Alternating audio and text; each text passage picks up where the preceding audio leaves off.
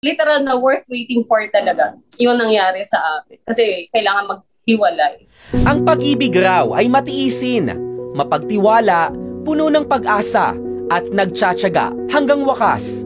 Yan ang pinatunayan ng pagmamahala ng mag-asawang Leaan at Mike Cascaño mula sa Cavite.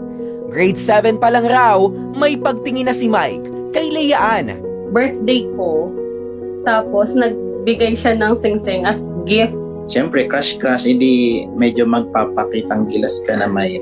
Ang ginawa ko, bumili ako ng singsing at may pinuntahan lang kami something doon sa may kanto na may mga tindang, mga abu-abubot na accessories gano'n. Nanay ko pa yung pinabili ko.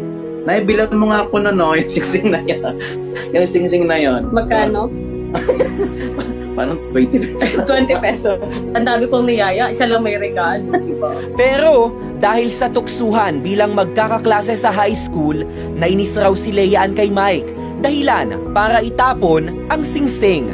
Nagalit siya sa akin dahil inaasar ko siya. Tinapon. Tinapon niya. Kahit pala ganito, masakit din pala, no? Na-broken heart ako doon. Ouch. Hindi man lang niya hinanap. Ilang taon nang lumipas, muli silang nagkita sa lamay ng pumanaw na matalik na kaibigan ni Leaan. Dito na siya muling sinuyo ni Mike. Kauson dati kasi yung mag-forward na ng mga quotation. Yung simpleng mga padali na nakahiga ka sa kwarto, nakadapa ka, tapos nakaganon ka. Tapos kilig-kilig ka naman. Mula sa palagiang pagte-text, napunta ito sa pagsundo sa trabaho hanggang madalas nang bumibisita si Mike kina Leaan. Kasi ayaw niya magdala ng flower. Pero nung minsan sinundo niya ako sa Robinsons, nakita ko meron siyang dalang flower. So nakita ko na yun yung sign ni Lord na, eto na yun. Naisip ko na ito na yung right time para sagutin siya. Basta naglalakad lang, tapos tinabayan ko siya ng I love you. Tapos alam mo yun, yung parang natulala na siya. Kasi first time niyang maririnig yun sa akin. Kasi sabi niya sa akin na once na magsabi siya ng I love you too, kami na. Loading talaga ako, nakatulala ako. Ha? Tayo na. First time niya rin maka-holding hands. Pero tulad ng maraming nagmamahalan, dumaan din sila sa butas ng karayom.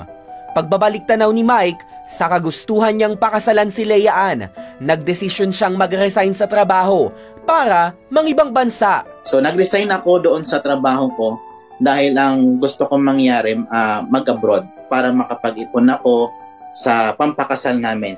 Bagamat hindi natuloy abroad, panibagong oportunidad naman ang nagbukas kay Mike nang himukin siyang mag-aral muli ng kanyang magulang.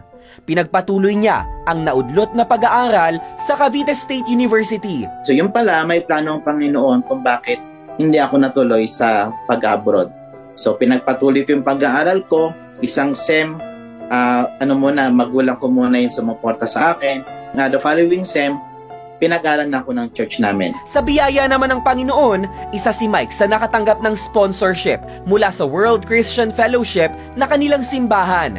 Pero kalakip nito ang pagsubok sa kanilang pag-iibigan.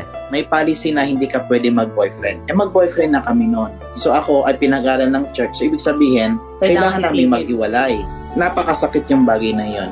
Pero kailangan gawin para sa ministry. Para sa Panginoon, kailangan gawin. Dahil inano namin kung kami naman ay susuway sa kalooban ng Panginoon, baka hindi naman kami mag-rest doon sa relationship na meron ka. Talagang iyak talaga kasi parang may get 1.5 year pa lang kami that time.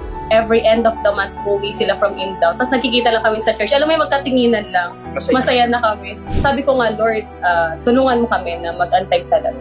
Sundin yung kalooban habang nag-aantay. I-enjoy yung pag-aantay na. Ang kwento ni Leaan, habang naghihintay ay ginamit siya ng Diyos para magmisyon sa Southeast Asia. Si Mike naman, tinapos ang kanyang pag-aaral at nang makapasa sa thesis, promise kasi ng pastor namin, after mo graduate, kahit magpakasal kayo, kinabukasan, pagka-graduate, syempre, grab the opportunity. Tinandaan ko yon. Pagka-okay ng thesis ko, nagpaalam. Ang una kong pinagpaalaman, yung pastor namin. Hindi sa magulang ko, hindi sa magulang niya. Ang una kong pinagpaalaman, yung pastor namin. Sa tibay ng kanilang pagmamahalan, wala nang umangal. Kaya naman, nauwi na ito sa proposal. At syempre, sa I do. Ayun nga, parang talaga yun sa akin na yung kauna-unahang lalaki na magbibigay sa akin ng singsing. Yun din pala yung kahuli-hulihang lalaki magsusuot ng singsing sa kamay ko. Noong December 2023 nga lang, nagdiwang ang mag-asawa ng 1 dekada nilang pagmamahalan. Biniyayaan na rin sila ng Panginoon ng 2 chikiting, sina Kaya at Kayin. Patunay ang kanilang love story at life testimony na sa hinaba-haba ng proseso, sa dinami-dami ng pagsubok, ang relasyong inalagaan sa panalangin, pagmamahal at pagsunod sa kalooban ng Diyos, sa simbahan pa rin ang tuloy. Nakaka-bless kasi sa lahat ng pinagdaanan, sa lahat ng nangyari, binigay pa rin sa iyo yung blessing. Kaya ito ang kanilang mensahe sa mga lightmates. Yung mga anak namin, as much as we can, ay talagang ino-open namin yung kanilang isip sa Word of God talaga. Expose sila sa gawain sa ministry. Gusto rin naming maranatan sa aming anak na mamold sila ng ganong bagay sa pamamagitan ng pananalangin namin. Sinong mag-aakala na mula sa mumurahing singsing na regalo sa isang birthday party, mauuwi sa singsing na pang forever?